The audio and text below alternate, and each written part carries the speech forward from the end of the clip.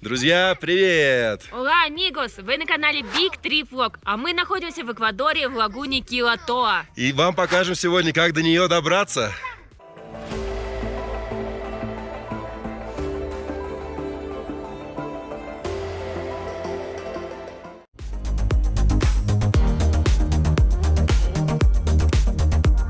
Как всегда, очень много зазывал на автовокзале. Все приглашают на свои автобусы, кричат названия городов. Ну вот, слышите. А мы берем билет до Лакатунги. До Лакатунги $3. Конечная станция Кито. Но нам ехать не до конца, примерно 2 часа дороги. Сдаем свои большие чемоданы, рюкзаки, багаж. Мы уже вместе с вещами, потому что отъезжаем от городка Баньос.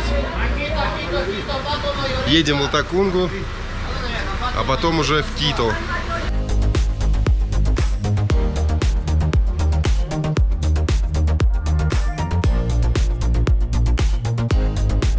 Сейчас мы доехали, но не до самого города, получается. Высадили нас на повороте, автобус едет дальше до Кито, а мы будем добираться до города на такси еще.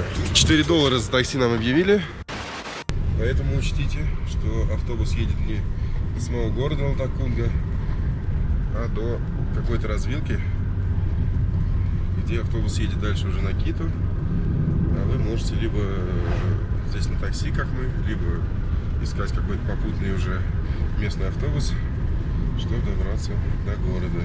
Ну, если вам город, если вы без вещей, то вы можете сразу поехать в лагуну, даже автобус оттуда.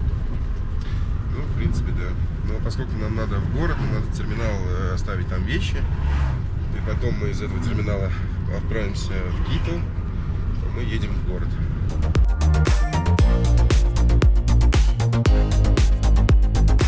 Теперь мы на вокзале. И у нас следующий квест. Нам нужно понять, во сколько автобус идет до лагуны и во сколько идет автобус до Кито. То есть нам нужно съездить в лагуну, купить заранее билеты в Кито и оставить в офисе наш багаж.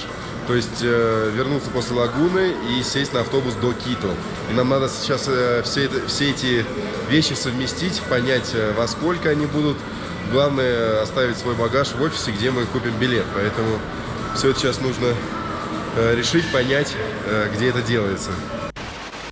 В итоге мы оставили наши вещи в такой импровизированной камере хранения. Но это был магазин, в котором было можно оставить вещи. Но за $3 за плату. Так в офисе по продаже билетов никто не хотел брать наши вещи. Что странно, потому что в других офисах мы обычно оставляли вещи, удавалось договариваться. А здесь Они были готовы, но автобус отходил. В общем, неудобный был автобус, поэтому не хотели. Я поэтому обобщаю информацию. Поэтому мы оставили за $3 в магазине вещи, но сказали, что обязательно надо до 6 вечера их забрать, иначе магазин закроется, вы останетесь без вещей. После чего мы купили билеты до Килатоа, то есть это то самое озеро Килатоа, лагуна. $2,5 с человека, отправляется в 12 часов. Но сейчас время как раз уже где-то без 15, без 10-12. Вот, но нам главное потом до 6 вечера вернуться, и потом мы поедем в Кито. В Кито автобус уходит чуть ли не каждые 15 минут, тут уже уехать без проблем.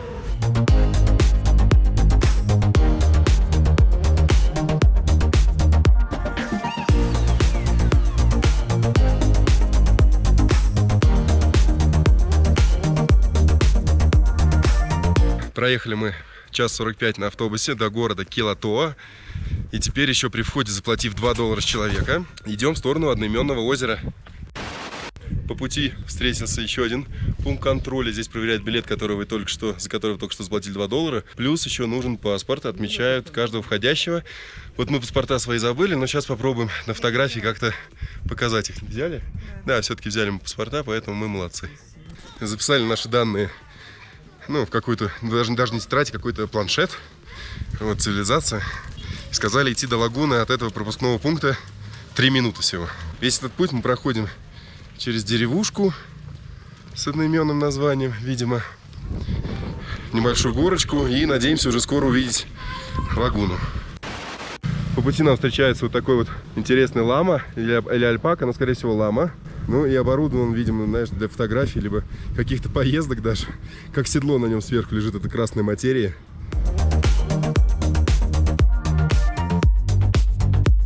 Нашли наконец-то указатель. Теперь мы идем на обзорную площадку, а также была стрелка еще на саму лагуну. Поэтому мы сначала пойдем полюбуемся этим озером сверху. На самом деле все рядом, все в пешей доступности. Никаких долгих подъемов, спусков.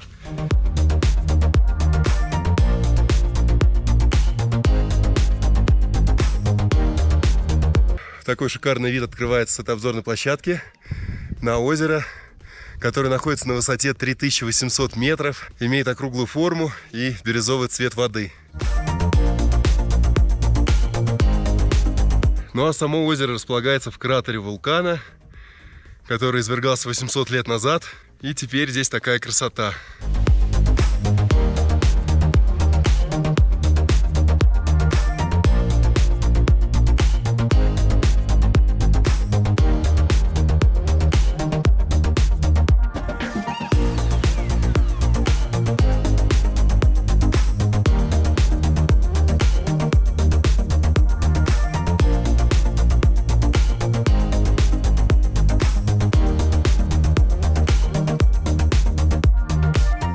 Кирилл решил полетать на дроне с того места, а мы пока с вами прогуляемся вниз и посмотрим лагуну чуть пониже. Здесь есть такая возможность, есть несколько обзорных площадок, какие-то оборудованы, какие-то, знаете, такие для самостоятельных путешественников. О, смотрите, кого мы здесь видим. Вот такая вот альпака чистая здесь. Альпака ты или лама? Альпака? Alpaca. Альпака. И quanto cuesta? Un dollarito. Он доларito? Después. Какая у нее пушистая шерстка. Вот здесь у нас кушает альпака. А здесь можно еще раз полюбоваться лагуной. Видите, сколько обзорных площадок? И вот здесь, где я стою. Вот еще обзорная. Ниже обзорная. Вон там встречаются обзорные. Вот здесь берут в аренду каяк или лодку и катаются по лагуне. На другие обзорные площадки ведут ступеньки вниз, и постоянно будет спуск. Но мы даже при большом желании не успеем спуститься и подняться. Но, собственно говоря, лагуна с высоты выглядит более впечатляюще, чем если к ней подойти ближе. Понятное дело, что мы увидим ее красивый цвет ближе, сможем покататься, прикоснуться ближе к природе. С другой стороны, посмотрите, как здесь красиво. Даже пока мы ехали, было здорово, такие виды открывались. Я говорю, Кирилл, смотри в окно, то кактусы какие-то необычные, то викуни гуляли, горы, словно как будто бы мы уже находимся в Мачу-Пикчу. Очень красиво и впечатляюще. Помимо основных развлечений, можно еще покататься на лошадке. Ну, что-то девушка вышла, прокатилась на лошадке, а почему-то плакала. Непонятно почему.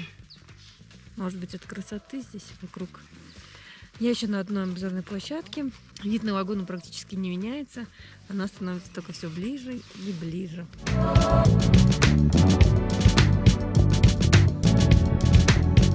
Встретила девушку, которая плакала на лошади. Она сказала, что она просто себя почувствовала плохо. У нее болела голова, ее тошнило. Вот, поэтому она плакала, потому что лошадь погнала и не могла остановиться, а ей в это время было плохо. Вот так вот, ну бывает. Видите, я поднимаюсь, мне тоже тяжело немножко. Вот такое милое создание на краю обрыва перед лагуной.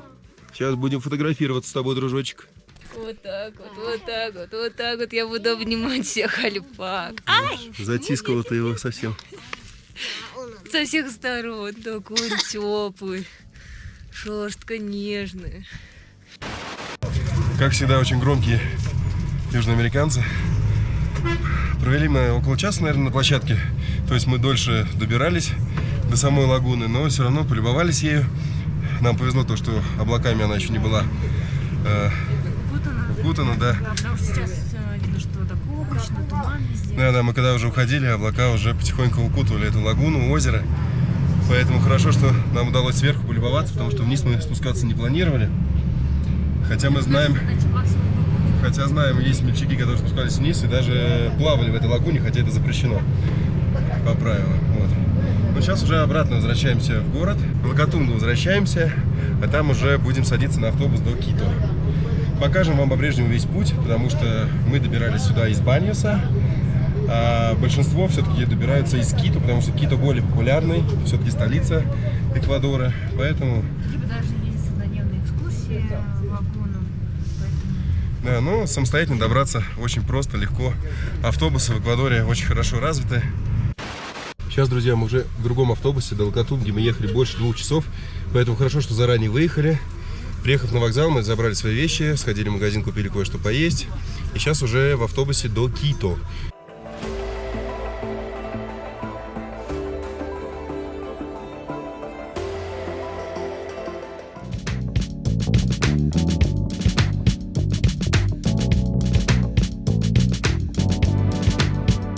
Мы приехали наконец-таки в Кито, дорога заняла примерно час 45 минут, и мы сразу же пошли на ужин в ресторан, который называется Social Flavors.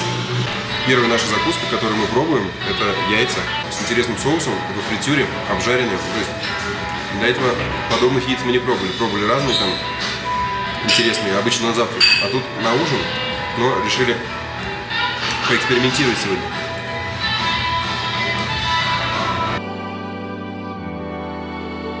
Нам принесли наше первое блюдо. Это супчик из брокколи, сыра и цветов календулы. Посмотрите, как это красиво выглядит и какая интересная подача.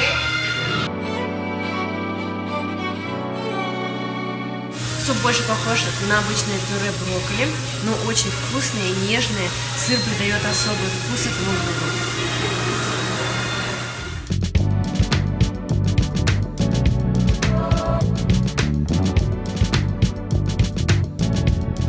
Нам принесли наше основное блюдо первое, но не последнее. Здесь картошечка пюре с каперсами в соусе, а также рыбка сибас. Вот такие вот небольшие кусочки филе.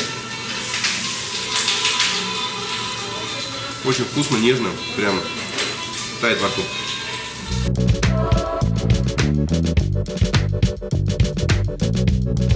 Ну что, друзья, сегодня я ответственный за еду. И нам сегодня предоставляется возможность съесть большой кусок мяса. Это свинина в специальном соусе из апельсина, ну и еще различных добавочек. Ну давайте отрежем кусочек себе. Я слышала о том, что эта свинина томилась 7 часов. Ну, вначале, да. Да, Наверное, потом ее правильно жарили. сказать, да. Прежде чем, это нам рассказали. Ну, давайте попробуем. Мягенько, сладенько. Получился карамелизированный соус. Такая небольшая закуска в виде салатика. Здесь свекла. Листья салата, апельсин, киноа, каперсы. И еще вот эта вот посыпка тоже из семейства киноа. Ну, давайте попробуем. Еще в каком-то соусе такой, знаете, солененький. То есть как будто посолили. Ну, свекла, на самом деле, как-то мы не часто ее встречали, а уж тем более пробовали. Поэтому... Сейчас, наверное, с большим удовольствием Да, это ешь. я очень люблю свеклу, поэтому легкая закуска. В отличие от основного блюда. Основное блюдо не легкое. Не легкое, но очень питательное для тех, кто проголодался в дороге. Ну, как говорит наш любимый друг Али, какой ужин без десерта. Взяли себе небольшой кексик черничный, соус, здесь какая-то посыпка у нас идет, тоже фруктовая, и сверху сыр маскарпоне. Смотрите, внутри сколько черники. Вкусный песочный кекс. Хорошо, что у него есть пропитка, таким образом он не такой сухой.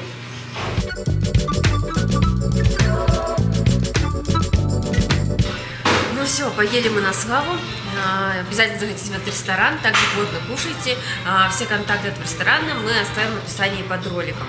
Ну а на этом завершается наш выпуск. Сам город Кито, отель, достопримечательности мы покажем в следующих выпусках. Не забывайте писать комментарии, ставить лайки и до новых встреч, ребята. Всем пока!